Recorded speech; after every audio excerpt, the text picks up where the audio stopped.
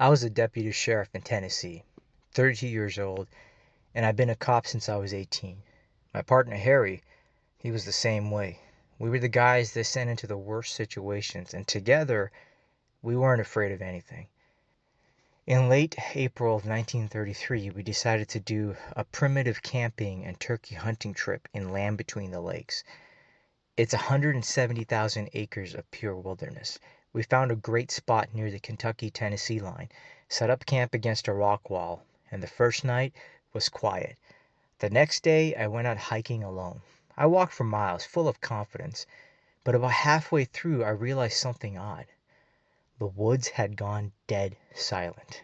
No birds, no squirrels. I didn't think much of it then. Late in the afternoon I sat down on an old logging road to rest, and a pickup truck came out of nowhere. The driver was a young man named Bubba, a fireman from Kentucky.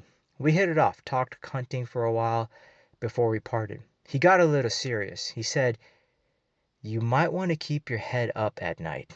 Something's been circling my camp, staying just outside the firelight. I don't know what it is."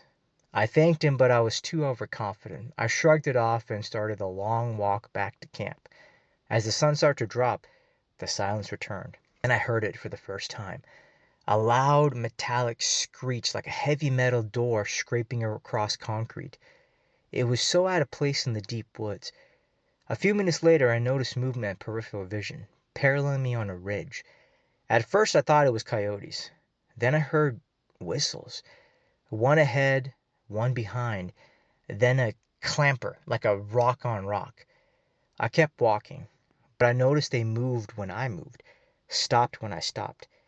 That's not animal behavior. That's when the hair on my neck stood up. I jacked around into my shotgun. Up ahead I saw a massive shape next to some oak tree standing on two legs.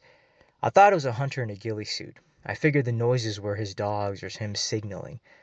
But as I got closer, the thing just vanished. I was really spooked by then and hustled back to camp. When I got there, Harry was pacing. He said while he was in a cornfield, something had thrown a rotten corn cob at him from the woods, and it whizzed past his head like it had been launched by a strong man. We were convinced it was some local hunter trying to run us off.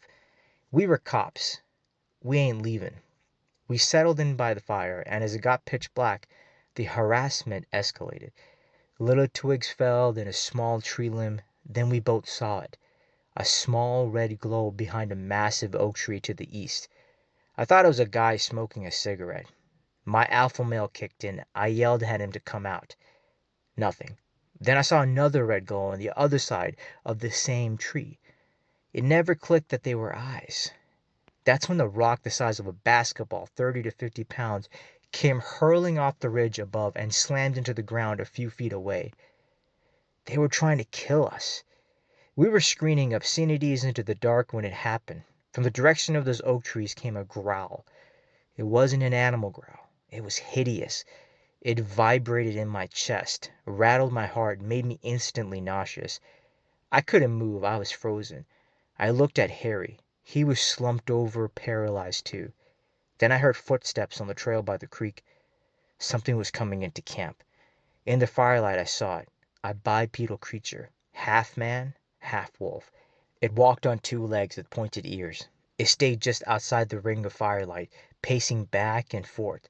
It would step in, sniff the air like it was tasting my fear, then backed out. It grinned at me, showing its teeth. It was holding something in its left claw. It was a chunk of fresh meat dripping blood. I was completely helpless. I couldn't raise my gun. I couldn't run. In my head, I started praying. I prayed the 23rd Psalm over and over. As I prayed, I felt my mind clear. I felt strength come back into my limbs. I don't know if my hand or leg moved first, but I moved. My training kicked in. I drew my department-issued pistol and aimed it at the beast. It stepped back.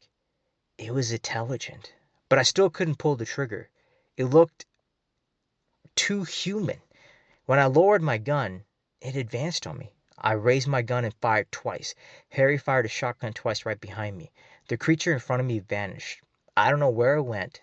It didn't run. It was just gone. But behind us, there was this horrible squealing scream. Then the crane broke behind our camp, exploding with noise. Harry yelled, "See you, Martin," and ran for the truck. I was right behind him. I jumped in the back of the pickup, beating on the roof, yelling at him to go. He popped the emergency brake, hit the gas, and turned on the headlight. That's when we saw them. 150 yards out in the cornfield, where Harry had been harassed earlier, stood two massive, hairy figures. They weren't dogmen. They were what people called Bigfoot. But they weren't the gentle giants you see in pictures. They were hideous, ugly, and the big one was staring right at me with pure, undisguised hatred. The smaller one dropped down on all fours in a spider-like crouch. The feeling that they projected was pure evil. Harry got the truck moving. As we tore out there, I saw the Dogman, the one that had been in front of me, ripping our camp apart. The crane brake was exploding with movements. Something hit the side of the truck, leaving marks. We didn't stop until we hit the main road. We were both shaking sick. We soiled ourselves. We were covered in sweat and filth. We parked on a hill overlooking the trace and sat there in terror all night. Harry threw up several times. At first light we saw the damage on the passenger side of the truck, where three deep parallel claw marks with a fourth, a lighter one, raked down the metal. We drove back down to the ranger station to report, and the place was a madhouse. News vans, search and rescue teams with dogs, cops everywhere. I found out that two turkey hunters that morning had been found dead. He had been pulled out from his tent and predated on, killed and eaten about a mile from our camp. The same night we were attacked. But the ranger didn't want to hear it. He accused us of shooting a bear out of season and of poaching. He called my sheriff, who vouched for us, but they still threatened to arrest us. They fed us lies about an armed robbery in the campground, anything to explain the activity. They took my ID, treated me like an idiot, and finally told us to leave and never come back.